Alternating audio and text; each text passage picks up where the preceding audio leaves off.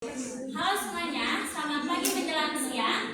Hari ini kita akan belajar dengan penuh semangat. Mari tinggalkan kenangan pahit di luar ruangan dan mari ciptakan kenangan baru yang menyenangkan. Halo semua, aku Selvia Damayanti. Assalamualaikum warahmatullahi wabarakatuh. Waalaikumsalam warahmatullahi wabarakatuh. Awalan saya bila nasykurullah azza wa jalla alladzi qad arsalna ni'aman siratan untuk hidayah hatta nastati'a an nastami'a fi hadzal makan al-mubarak. Kepada kelompok 7 kami persilakan untuk memperkenalkan dirinya terlebih dahulu. Perkenalkan nama saya Muhammad Kurniawan. Perkenalkan nama saya Eva Nuraini. Perkenalkan nama saya Sumati. Perkenalkan nama saya Hasnani Farahma. Baik, terima kasih kepada kelompok 7 yang sudah memperkenalkan dirinya. Sebelum masuk kepada presentasi, di sini apakah ada yang masih suka stalking mantan? Yuk, simpan dulu HP-nya baik-baik. Kita mulai presentasi, bukan fokus sama dia yang telah menyakiti. Kepada kelompok 7 kami persilahkan.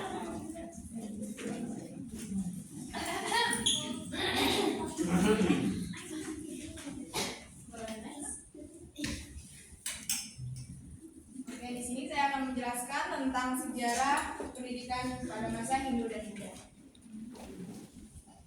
Jadi pendidikan merupakan bidang kehidupan manusia yang memiliki agenda besar dalam mewujudkan tatanan kehidupan manusia yang maju. Pendidikan sejatinya telah berlangsung sejak pertama kali manusia menginjakan di muka bumi ini. Maka dapat kita katakan bahwa pendidikan adalah salah satu aspek kehidupan tertua dalam sejarah peradaban manusia. Nah, di sini saya akan menjelaskan tentang sejarah pendidikan pada masa Hindu dan Buddha.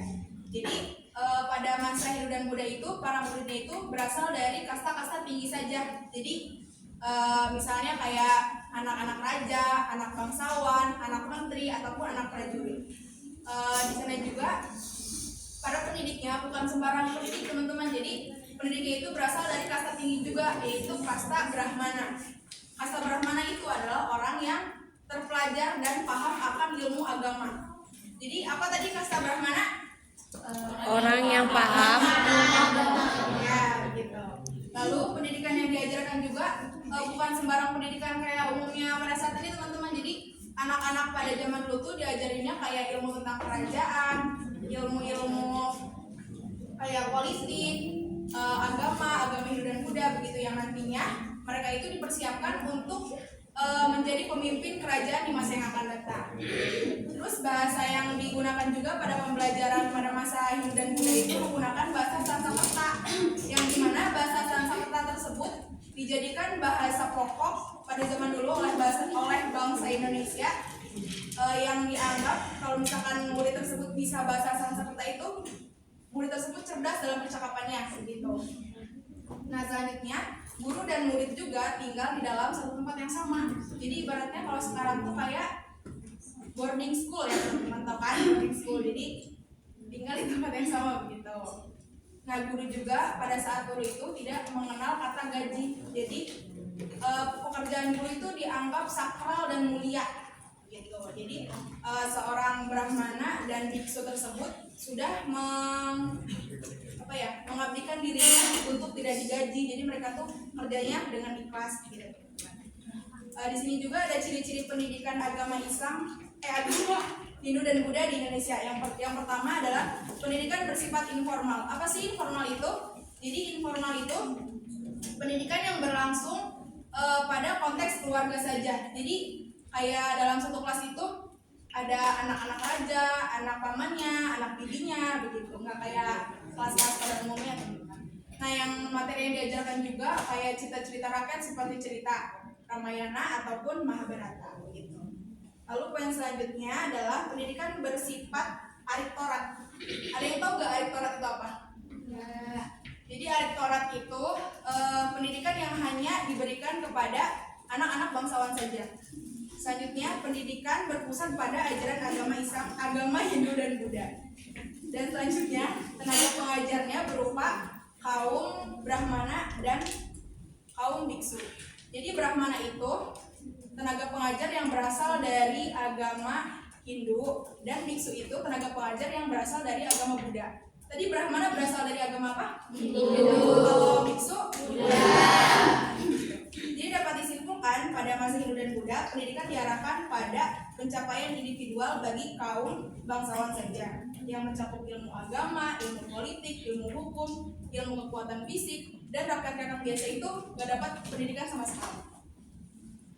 Nah, selanjutnya di sini saya akan menjelaskan tentang sejarah pendidikan Islam. Di sini ada 3 poin teman-teman. Yang pertama, pendidikan masjid, langgar atau surau.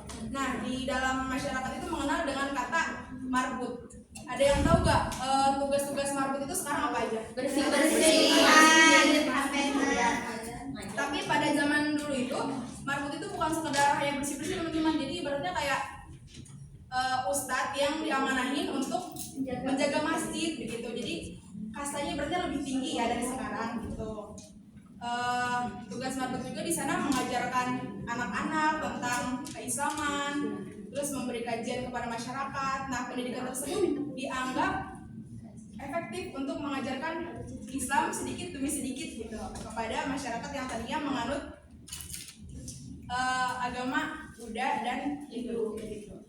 Lalu poin selanjutnya yaitu pendidikan pesantren. Pesantren ini menggeser pola kehidupan antara agama Hindu dan Buddha secara perlahan agar tidak menimbulkan ketegangan dalam mempelajari ilmu Islam. Pola pengajarannya itu ada kiai yang merupakan pusat ilmu pengetahuan dan santrinya sebagai di bawah naungan kiai tersebut. Ya, gitu.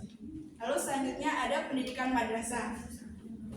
Madrasah adalah kombinasi dari 2 pendidikan, yaitu pendidikan modern dan pendidikan pesantren. Jadi madrasah itu pada zaman dahulu itu berupaya untuk mencetak generasi yang paham ilmu keislaman tetapi adaptif juga dalam menguasai ilmu kemodernan. Gitu. Terima kasih. Selanjutnya akan dijelaskan oleh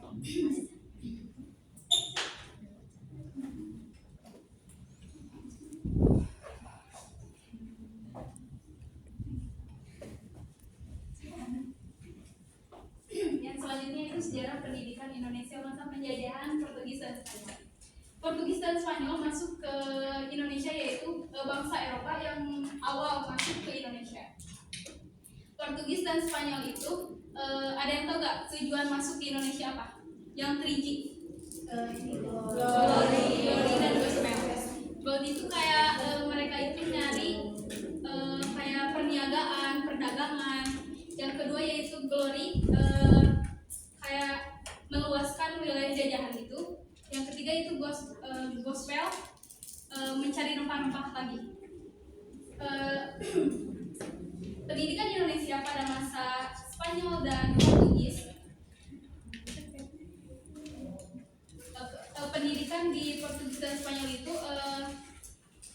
yang bisa sekolah yaitu hanya di kalangan kayak kerajaan, bangsawan. Kalau rakyat biasa itu tidak bisa bersekolah karena pedesaan-pedesaan kecil itu kurang fasilitasnya, kayak minim fasilitas gitu.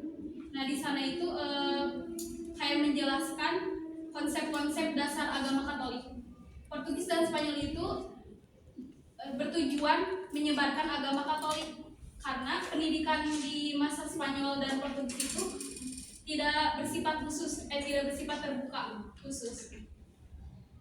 Secara keseluruhan pendidikan masa Portugis dan Spanyol tidak bersifat terbuka karena rakyat-rakyat desa kayak pedesaan gitu masih belum adanya sekolah-sekolah yang dibangun gitu, jadi kurang fasilitas dari pemerintahnya.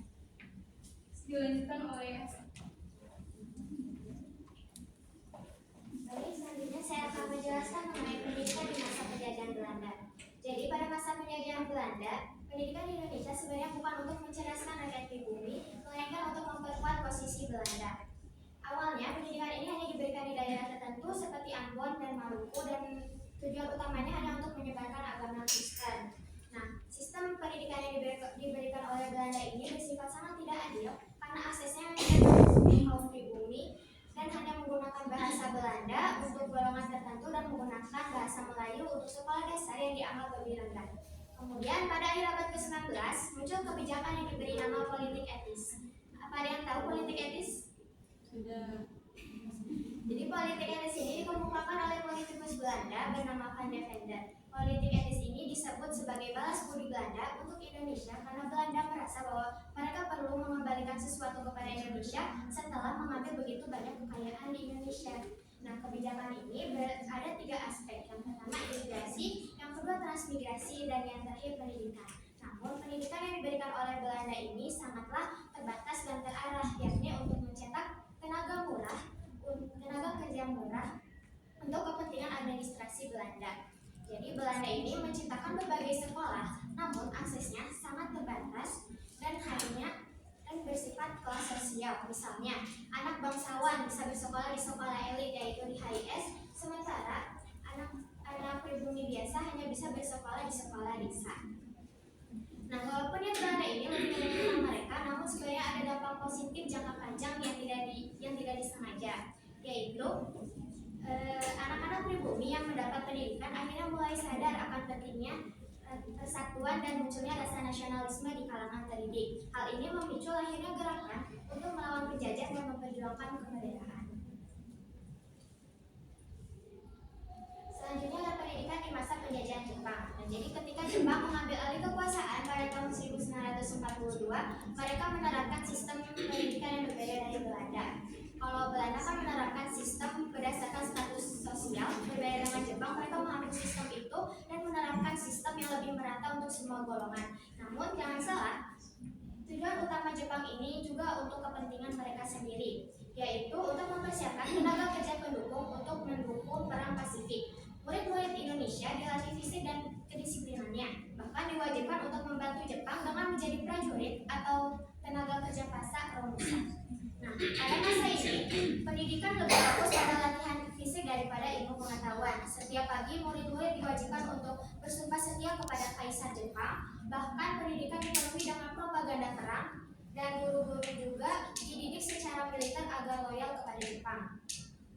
Ada hal yang sedikit positif dari pendidikan ini, yaitu penggunaan bahasa Indonesia sebagai bahasa pengantar. Jadi ini secara tidak langsung memperkuat identitas nasional rakyat Indonesia. Namun, secara keseluruhan, pendidikan di masa Jepang masih tidak mengutamakan kecerdasan atau peningkatan kualitas hidup. Jepang hanya ingin mendidik rakyat Indonesia agar bisa membantu keperluan perang mereka. Nah, jadi kesimpulan dari 2 penjajahan ini, jadi baik Belanda maupun Jepang, dua-duanya sama-sama tidak ada niat yang benar-benar untuk mencerdaskan rakyat Indonesia, tetapi pendidikan mereka lebih berfungsi untuk kepentingan penjajah. Namun, kebijakan Belanda melalui politik etis sedikit berbeda. Meskipun tujuannya bukan untuk membebaskan Indonesia, tetapi ini justru membuka peluang untuk munculnya kaum terdidik pribumi yang memiliki kesadaran nasional. Mereka inilah yang kemudian menjadi penggerak dalam perjuangan menuju kemerdekaan. Kemudian selanjutnya akan dilanjutkan oleh Selanjutnya itu sejarah pendidikan Indonesia pada awal kemerdekaan.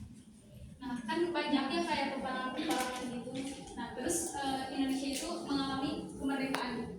Nah, sejarah pendidikan Indonesia pada awal kemerdekaan dimulai dari nol, dari tahap yang rendah. Pendidikan itu mulai berkembang dan mulai bertahap.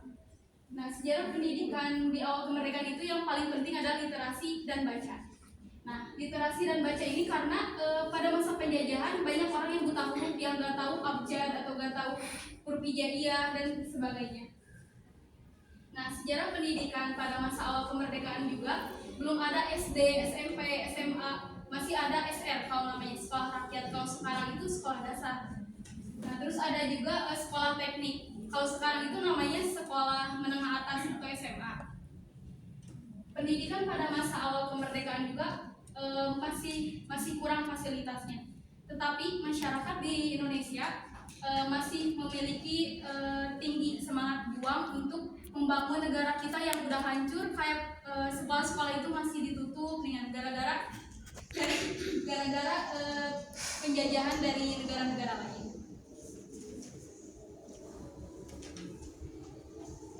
Selanjutnya itu sejarah pendidikan Indonesia masa Orde Lama.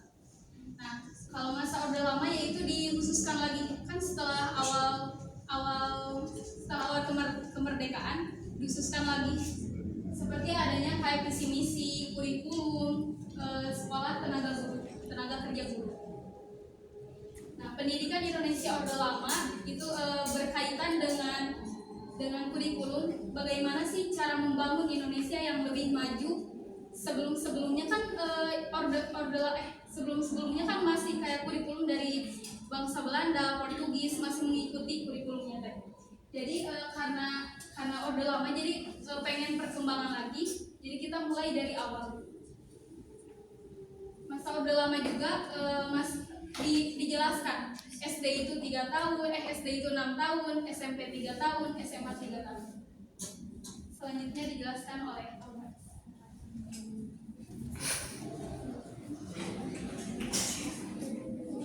Selanjutnya ada pendidikan pada masa Orde Baru yang dimulai pada tahun 1966 sampai tahun 1998 yang dimulai oleh Presiden Soekarno setelah mengambil alih kepemimpinan dari Presiden Soekarno. Lebih tepatnya setelah peristiwa yang tidak boleh sekali.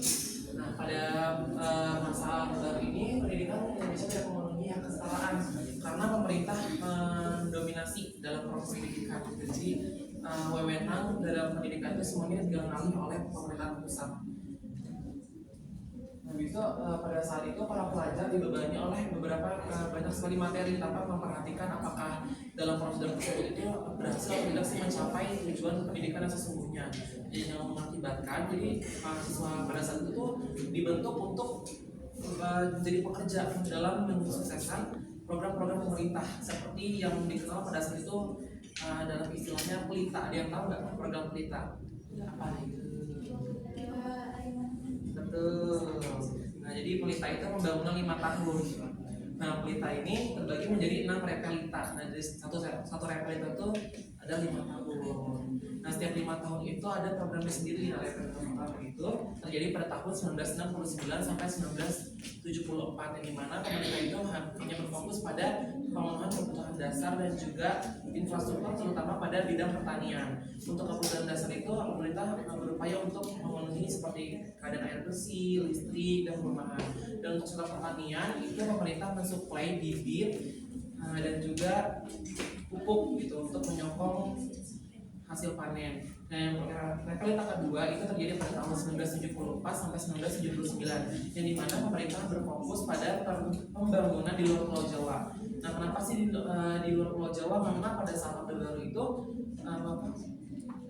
populasi manusia dan juga pembangunan hanya terfokus di Pulau Jawa. Maka dari itu pemerintah membuat transmigrasi, jadi beberapa masyarakat di Pulau Jawa dipindahkan ke luar Pulau Jawa agar di pulau-pulau lain itu pembangunannya merata. Nah, selanjutnya repelita 3 terjadi pada tahun 1979 sampai 1984, di mana fokus pemerintah itu untuk meningkatkan sektor industri dan juga ekspor.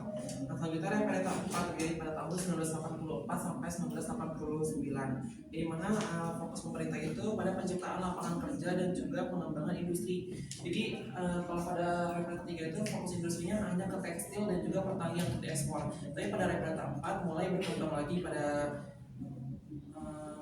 infrastruktur seperti otomotif. Agar juga supaya Indonesia itu tidak tergantungan kepada bahan mentah yang diimpor dari luar negeri. Nah, selanjutnya pada repelita kelima terjadi pada tahun 1989 sampai 1994. Itu fokusnya pada peningkatan transportasi, komunikasi, dan juga pendidikan. Nah, mungkin kalau dari masa Orde Lama itu kan pendidikan hanya terfokus pada kurikulum aja tanpa ada campur aduk teknologi. Nah, pada Orde Baru ini pemerintah mulai memasukkan teknologi dalam pendidikan. Itu repelita 6 jadi pada tahun 1994 sampai tidak selesai. Nah, kenapa tidak selesai? Karena pada saat itu terjadi pergantian politik gitu yang menyebabkan suatu kerusuhan. Akhirnya repelita 6 itu tidak selesai. Kita ada sejarah pendidikan pada masa reformasi. Nah, reformasi ini terjadi setelah jatuhnya rezim Orde Baru yang dimana pada saat itu dipimpin oleh B.J. Habibie, dan B.J. Habibie itu pengen kalau kita itu menghapus sistem pemerintah otoriter menjadi demokrasi. Kalau di Orde Baru itu kan karena pemerintahnya otoriter, mahasiswa itu nggak bisa berekspresi, tidak bisa bersuara dengan bebas. Kalau misalkan ada mahasiswa yang menyuarakan gitu atau bertentangan dengan pemerintah, itu pasti akan ditangkap secara paksa. Nah, B.J. Habibie ingin merubah itu. Nah, itu juga pada saat masa pimpinan B.J. Habibie, beliau menghapuskan menghapuskan biaya sekolah pada jenjang SD sampai SMK dan juga menghapuskan kebijakan NKK dan BKK. Ada yang tahu nggak kebijakan NKK dan BKK itu apa? BKK-nya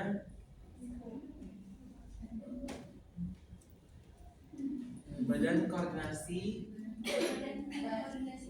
Mahasiswaan, yang tujuannya tuh pada orde baru supaya mahasiswa itu nggak bisa bersuara. Nah, akhirnya dihapuskan oleh B.J. Habibie.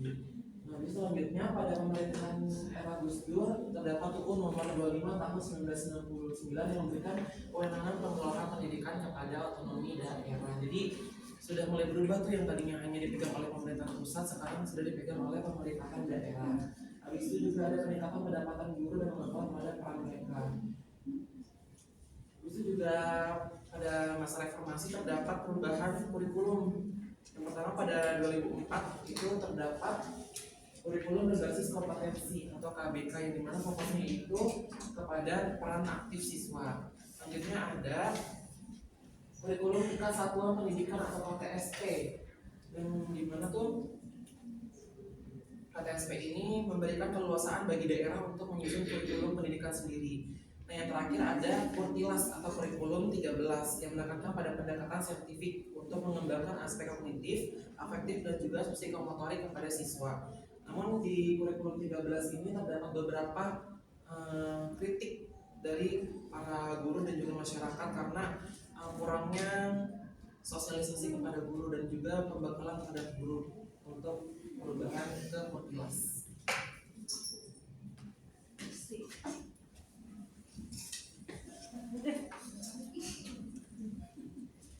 Baik, terima kasih kepada kelompok 7 yang sudah menyampaikan materi dengan sangat baik. Untuk sesi selanjutnya kami buka sesi tanya jawab dengan 2 termin, 1 termin 2 orang penanya. Baik, kepada yang ingin bertanya silakan untuk raise-nya terlebih dahulu.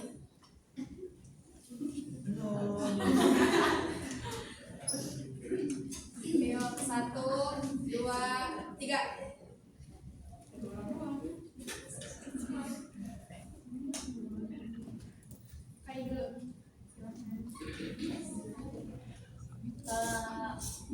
Tadi kan dijelaskan kalau sistem pendidikan itu dibedakan berdasarkan kelas sosial. Jadi apa alasan Belanda membedakan sistem pendidikan berdasarkan kelas sosial dan apa dampak sistem ini terhadap masyarakat pribumi?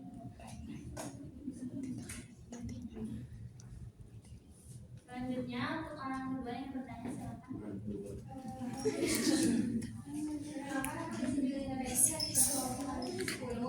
Dari kelompok 10, prinsip nilai ini dari perwakilan kelompok 10 yang ditanya apa yang dimaksud dengan landasan historis dan mengapa penting untuk dipahami. Terima kasih yang sudah bertanya. Izinkan kelompok 7 untuk melakukan diskusi terlebih dahulu.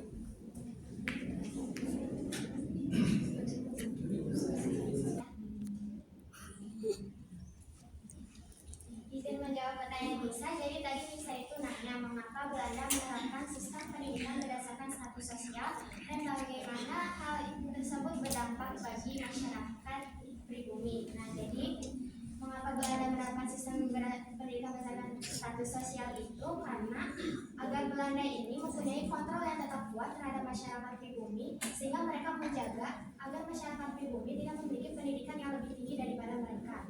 Dampaknya, kaum pribumi hanya bisa mendapatkan akses pendidikan yang sedikit dan hanya bisa mendapatkan pendidikan hingga sekolah dasar. Hal ini menciptakan kesenjangan sosial dan menciptakan keterbatasan mobilitas sosial. Jadi mereka ini tetap di bawah kendali kolonial Belanda. Apakah dicukupkan untuk semuanya? Apakah ada yang ingin menambahkan? Dipersilakan.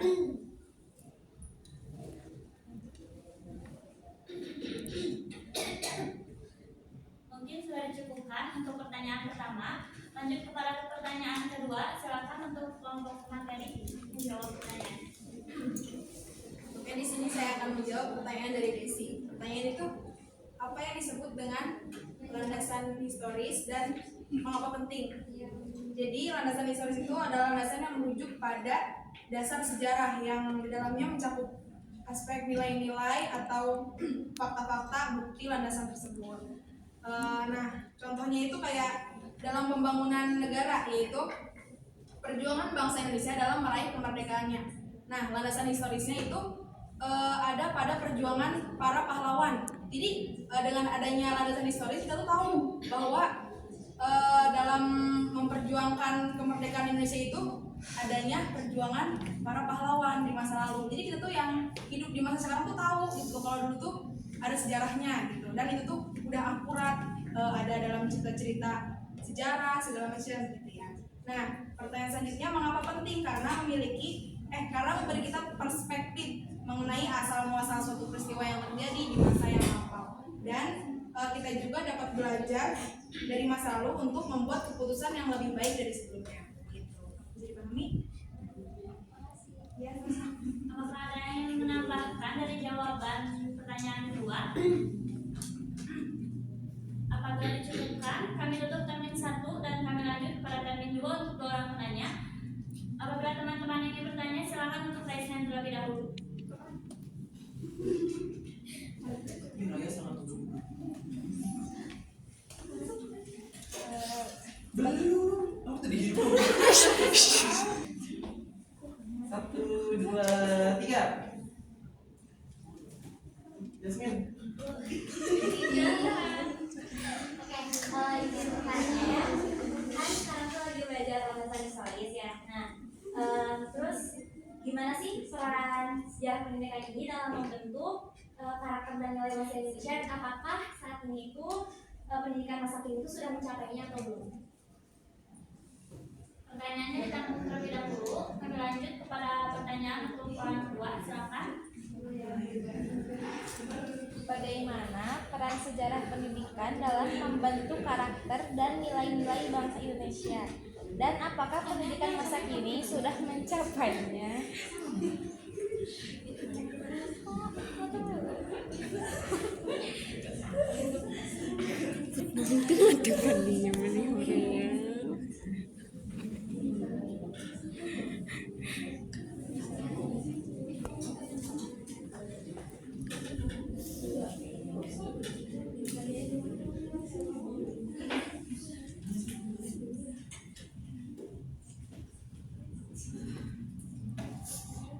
Terima kasih untuk dua pertanyaannya.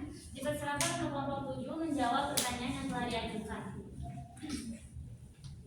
Saya akan menjawab pertanyaan dari Yasmin kelompok 8. Pertanyaan itu apakah sangat penting sejarah pendidikan dan bagaimana pengimplementasian masih sekarang. Peran sejarah pendidikan itu sangat penting karena menerapkan nilai-nilai Pancasila dan moral-moral dan karakter juga. Nah, seperti gotong royong, kejujuran, dan lain-lain.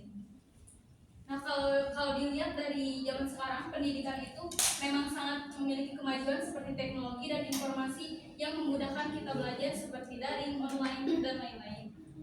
Meskipun masih banyak kemajuan-kemajuan, tetapi hasilnya masih belum tercapai karena masih butuh dari peran keluarga, masyarakat, teman, dan guru. Dapat dipahami? Apakah ada yang ingin menambahkan? Jika tidak, kami lanjut kepada jawaban untuk pertanyaan kedua. Saya ingin menjawab pertanyaan dari Raya. Apakah sejarah penting itu dalam karakter zaman sekarang? Seperti yang tadi sudah dijawab juga ya sama Puput, itu sepertinya nyambung dengan jawaban yang pertanyaan dari Yasmin. Kalau sejarah itu dalam membangun karakter itu penting dan ada pengaruhnya seperti gotong royong, kejujuran, dan moral dan lainnya. Dan tokoh pendidikan Indonesia juga Ki Hajar Dewantara juga sudah berupaya untuk menerapkan hal tersebut dalam sistem pendidikan. Tapi Tapi untuk zaman sekarang tuh gimana menurut aku sudah diterapkan, tapi pendidikan zaman sekarang itu lebih ke fokus pada aspek akademis dibandingkan nilai-nilai moral seperti itu. Ada yang ingin menambahkan?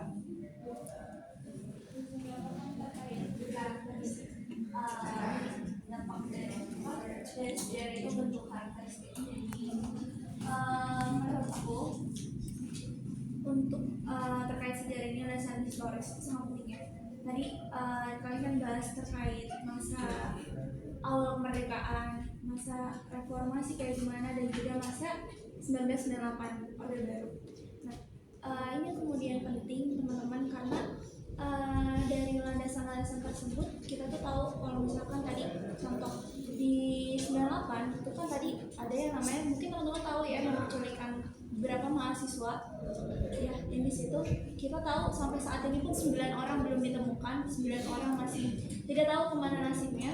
Makanya yang kemudian menjadi penting buat kita, tadi B.J. Habibie pada masa reformasi itu sudah mencoba buat menghapus NKKBKK. Nah, di sini menurut saya karakteristik anak muda sekarang atau mahasiswa sekarang itu dihancur dari masa reformasi, dari masa Orde Baru. Jadi di mana suara mahasiswa itu dibuka, dan juga itu yang akan membentuk pola pendidikan yang saat ini tuh udah berfokus pada akademik. Maka apalagi tahu ya sekarang pemimpin kita itu adalah salah satu pelaku di Orde Baru. Maka kemudian ini yang akan menjadi PR buat kita semua, bahwasanya landasan-landasan tersebut itu bukan cuma kita tahu sejarahnya aja, kita tahu peristiwanya aja, kita tahu tragedi seperti apa aja, tapi itu juga udah jadi mahasiswa ya, bukan lagi yang ada gosip sedikit langsung jadi opini, nggak kayak gitu. Gimana caranya sejarah itu, apa yang kita tahu tadi itu membentuk karakter kita yang bisa berpikir kritis, bisa ambil sikap untuk bagaimana cara kita membentuk karakter itu di pendidikan dan sebagainya, seperti itu aja. Terima kasih kepada Teh Nanda yang sudah menambahkan. Setelah ini, hasil dari diskusi dan materi yang telah disampaikan oleh kelompok 7, adakah yang menambahkan baik terkait materi yang telah disampaikan ataupun pertanyaan yang telah dijawab tadi? Jika ada, silakan untuk mengangkat tangannya terlebih dahulu.